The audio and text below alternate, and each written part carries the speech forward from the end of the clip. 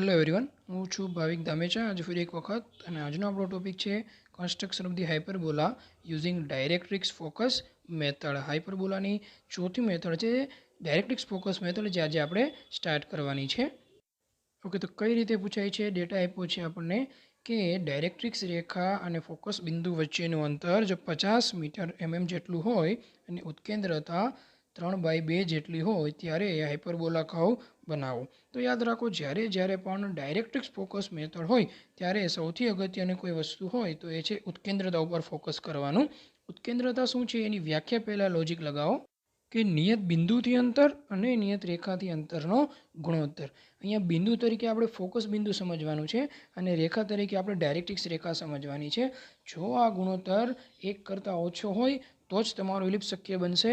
જો આ ગુણોત્તર 1 જેટલો હોય તો જ તમારો પેરાબોલા શક્ય બનશે અને જો આ ગુણોત્તર 1 કરતાં વધારે હોય તો જ તમારો હાઇપરબોલા શક્ય બનશે. તો પહેલાં જોઈએ આપણે કે 3/2 કરીએ તો આન્સર 1.5 આવે છે, એટલે કે મોર ધેન 1 આવે છે. તો આપણો ડેટા ઓકે છે, આપણે આગળ વધી શકીએ છીએ. ઓકે, તો ડાયરેક્ટ્રિક્સ રેખા અને ફોકસ બિંદુ વચ્ચેનું અંતર 50 છે અને ઉત્કેન્દ્રતા 3/2 જેટલી છે. તો આગળ વધીએ અને એ પહેલાં આપણે ડેટા પ્લોટ કરીએ તો કંઈક આવી રીતે આપણને મળવાપાત્ર છે. જુઓ, એ બી જે ડાયરેક્ટ્રિક્સ તરીકે દર્શાવ્યું છે અને એનું મધ્ય બિંદુ સી છે. સીથી એફ જેટલા અંતરે એટલે કે 50 મિલીમીટર આપણને આપેલો ડેટા છે મુજબ ત્યાં મને ફોકસ બિંદુ મળી જાય છે. અને ત્યારબાદ તમે સ્યુટેબલ એક્સટેન્શન લાઇન લંબાવી અને એક્સિસ પણ બનાવી શકો છો.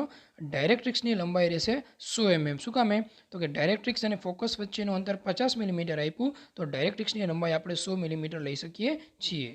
હવે બીજો ડેટા ઉત્કેન્દ્રતા મારે મૂકવી હોય તો એના માટે થોડુંક લોજિક લગાવવાનું કે ઉત્કેન્દ્રતા આવશે ઓલવેઝ સી અને એફ વચ્ચે, એટલે કે નિયત બિંદુ અને નિયત રેખાની વચ્ચે, એટલે કે સી અને એફની વચ્ચે.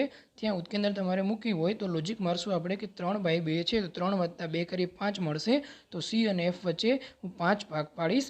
50 અંતરના 5 ભાગ પાડીશ તો 10 આ રીતે ભાગ આપણને જોવા મળશે. યાદ રાખજો, એ નામ નિર્દેશન કરવાનું નથી, માત્ર ઉત્કેન્દ્રતા મૂકવાની છે. એના માટે આપણે શું કર્યું છે? 5 ભાગ પાડ્યા છે.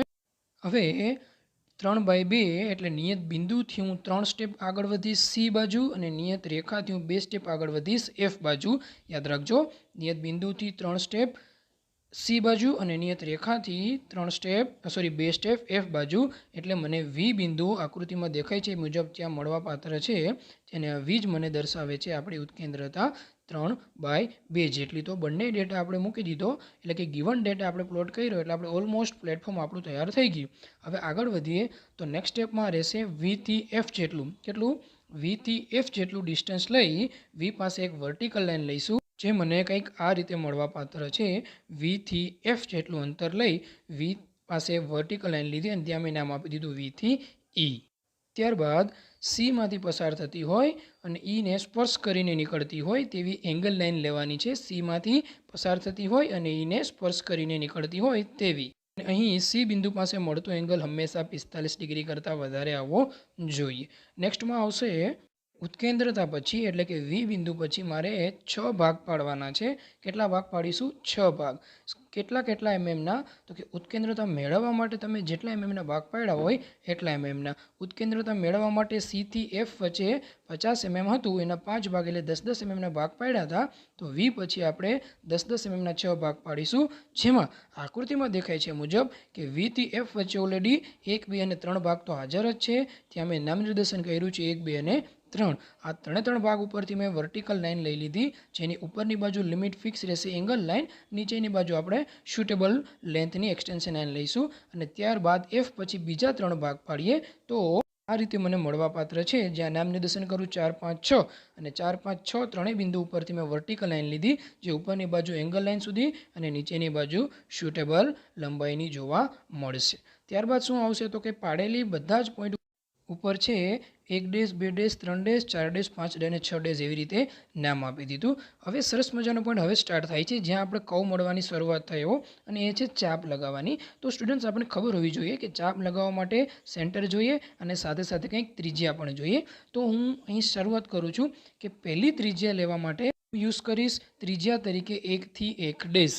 એકથી એક ડેશ તરીકેની ત્રિજ્યા લઈશ, એફને કેન્દ્ર રાખીશ અને એક બિંદુની વર્ટિકલ લાઇનમાં એક ચાપ ઉપર લગાવીશ અને એક ચાપ નીચે લગાવીશ તો આકૃતિમાં દર્શાય એ રીતે મને મળવાપાત્ર રહેશે.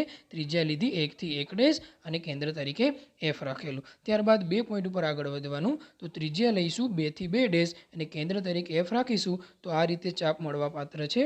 ત્યારબાદ 3થી 3 ડેશ જેટલી ત્રિજ્યા લેવાની, કેન્દ્ર તરીકે એફ રાખીશું. ત્યારબાદ 4થી 4 ડેશ જેટલી ત્રિજ્યા લેવાની, કેન્દ્ર તરીકે એફ રાખીશું. ત્યારબાદ 5થી 5 ડેશ જેટલી ત્રિજ્યા લેવાની, કેન્દ્ર તરીકે એફ રાખીશું.